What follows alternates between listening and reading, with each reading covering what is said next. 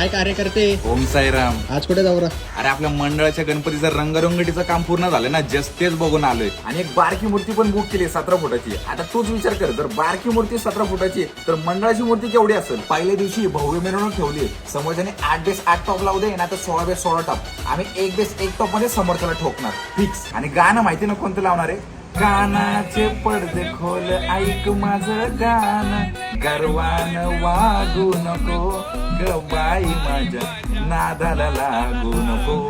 माहिती ना मग कसं नुसतं झापूक झोपूक झापूक झोपूक. आणि हॉर्न बिन कॉम्पिटिशन तसलं काही कौतुक नसतं आपल्या समोर. आपल्या ब्रँडचं नाव ऐकूनच समोरचा गप साऊंड बंद करून शेजारून पुढे जाऊन गाणं लावतो. आणि शार्पीस तर एवढे लावलेत ना, ज्या माणसावर शार्पीस फिरवतात ना त्याचा एक्सरे दिसतो. आणि ज्यांची डोक्याची ट्यूब गेली ना त्यांच्या डोक्यात प्रकाश पडतो. आणि डेकोरेशनला 7 लाखाचा खर्च केलाय. किती? 7. मागच्या वर्षी चालू केलं होतं, आता परवा डेकोरेशनचं काम संपलंय. आणि यावर्षी शाहिस्ते खानाचा वध हा जिवंत देखावा सादर करणारे आपण ये बघायला. हा हॅलो, ते चौकामध्ये फ्लेक्स टाकलाय का?